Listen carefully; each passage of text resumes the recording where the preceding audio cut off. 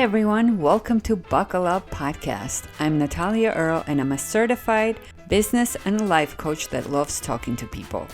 I'm fascinated by humans and how our brain works. What is it that makes a decision good or bad, and how does that decision ultimately shape our path and destiny? Everyone loves to talk about success, but what about the flip side? How about adversity? Failure is such a big and often necessary part of life, and it's simply unavoidable. So I invite you to join me on this inspiring, honest, unpolished interview show with breathtakingly real conversations that go deep on setbacks and hardships that are part of the puzzle that ultimately lead to growth, discovery of inner greatness, and what makes us resilient. Grab your helmet and buckle up, people. It's going to be a bumpy ride. But what a ride it will be.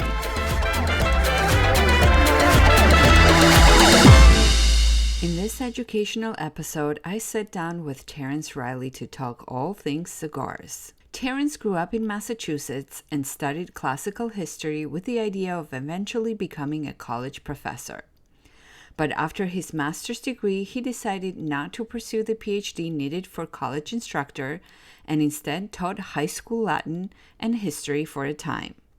When he met his wife while teaching, he changed careers, as she was a teacher, and so economically speaking, it wasn't viable for both to remain so, nor did he like it very much. He worked as a sales rep for Carnival Cruise Lines for a time before getting into the cigar business. Terence Reilly is about as gringo a name as there is, but his grandmother on his father's side was Spanish and her maiden name was Quesada. Her family had interest in the tobacco business in Cuba as far back as the 1800s. When Castro came to power in Cuba, they fled and restarted the business in Dominican Republic, where Terence worked in the factory in Santiago, DR, for a while to learn the business. He relocated to Miami in 2009 and worked for Quesada Cigars for almost a decade. In 2017, he left the company and went to work for a Nicaraguan-based company called Aganorsa, where he was given the role of VP of Sales and Marketing. Hello, Terence. Thank you so much for being here with us today. Oh, my pleasure. Thank you for having me. So tell us a little bit about yourself. How did you arrive at the place where you are today? Well, so Terence Reilly is about as gringo name as you can get.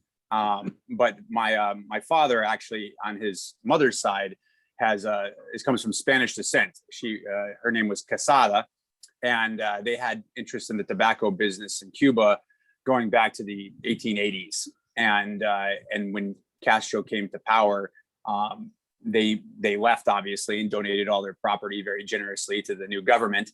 And they relocated to the Dominican Republic and got into cigars.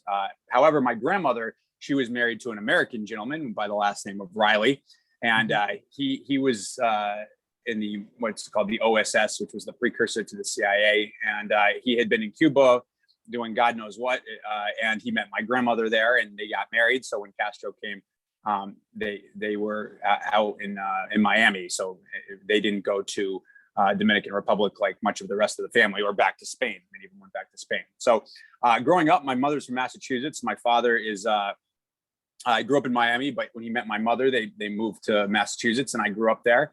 And I spent the summer once in the factory down in Dominican Republic, just to see what's going on down there, and to have a fun summer. And then I saw what really everyone likes about cigars is that they bring people together. They really unite people of very different backgrounds, which today is rare. I mean, you can get different social classes, different ethnic groups, different religions, and everybody's just having a cigar and having a great time. And so that was really interesting to me. So a few years later, I had an opportunity to come work for my family, and I worked in the factory for a bit, and then came to the States and worked out of Miami doing sales for the company. And I worked for them for almost 10 years. And then 4 years ago, I joined the current company I'm at, Aganorsa, which is one of the largest growers of tobacco in Nicaragua and a huge agricultural conglomerate. And I work on their proprietary blends and help them spread the gospel. Oh, wonderful. Recently I was looking for a gift and you were kind enough to help me out with that. And when I started the research, I understood that there are so many different sizes, styles, types. So educate someone like me that kind of give us cigar 101. Sure. So with the cigar, I mean, people unfortunately, when they think tobacco, they think usually cigarettes, and it's a completely different thing. How the tobacco is grown, processed, everything. With cigars, the key element for at least premium hand rolled cigars, which are the ones that I deal in. One, it's all natural. It's all tobacco. There's no paper in there. There's no filters. There's no chemical additives for flavor or flame retardant or whatever else that they put in cigarettes. So that's one aspect of it. They're made by hand. So it's a roller rolls the tobacco leaf both into the bunch and then they put the wrapper on the outside part of it. And they tend to be more than 3 pounds per thousand, which is a minor detail, but that's part of the classification of them. And basically with cigars, there's a huge difference between how they're enjoyed. Like the average person has one cigar, maybe once a week on Friday afternoon after work or something along those lines. But they don't, with cigarettes, it tends to be more of a fix. You need to go, they need to have their cigarette. Like it could be snowing, it could be a nuclear holocaust, and they need to have. So a lot of the difference comes from just how they're enjoyed, which is more of like a pleasurable experience. It's something done with a group of friends. It's a celebratory thing.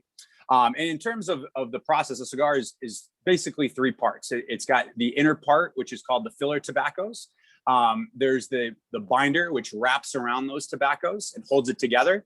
And then there's the wrapper, which is the outside. That's what you see. It's got to be aesthetically perfect. There can't be any holes. It's the beautiful leaf that goes on to the outside of it. And that's basically a cigar. They come in different sizes and different shapes and different tobaccos from different countries.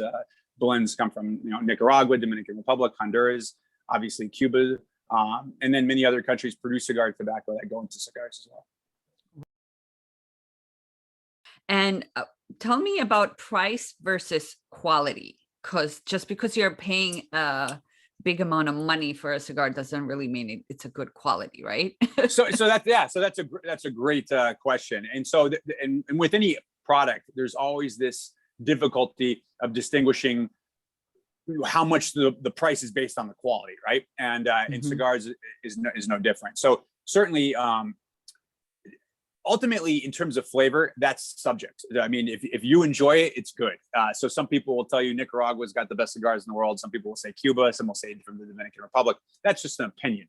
What you're really looking for is consistency of experience and performance. So if you smoke that cigar and every time it tastes the same, that's what you're looking for. And then also, does it perform well? Does it go out too much? Does it draw well? Does it have any, does it crack? Does it burn well? If it's doing those things consistently, both taste and performance, that's quality. And that's what you want to pay for. Now, sometimes because of the age of tobaccos and other things, you'll pay more for it. Right. Yes, definitely. So tell me about stereotypes of different countries and flavors. Sure. So I'll start with Cuba because that's kind of the most famous. Cuba cigars were and still to many degrees are the most famous, at least worldwide.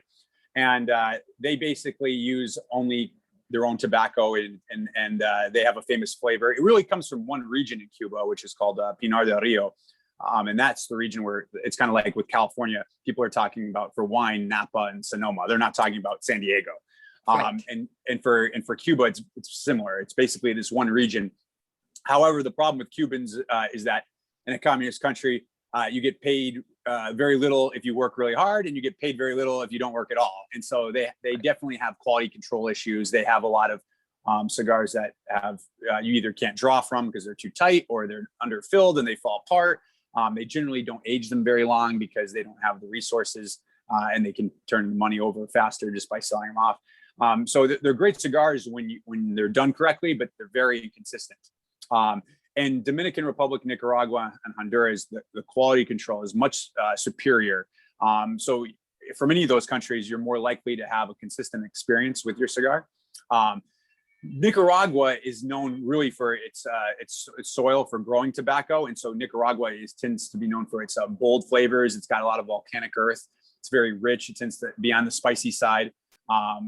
There's different regions in Nicaragua where there's a place called Jalapa, which is more Cuban-esque up in the north. There's a region called Esteli, which is much more rich and volcanic dark soil, and that's going to be stronger tobacco.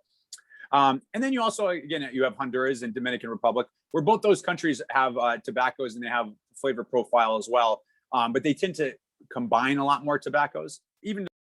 Okay, wonderful. So tell me about the proper way of cutting it and lighting it.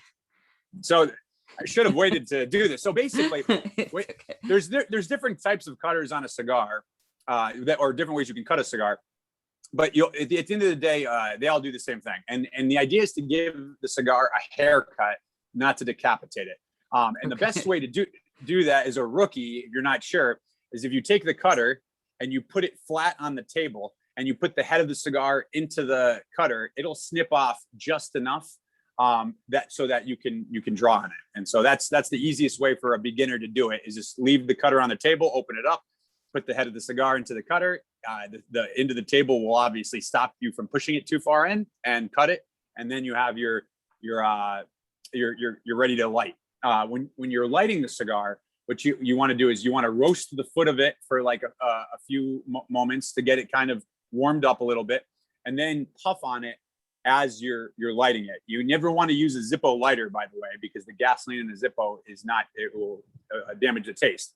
You can use anything else though. You can use a match. You can use a Bic lighter. There's very high end like DuPont lighters, but they all basically do the same thing. You just puff as you light. Awesome. Excellent.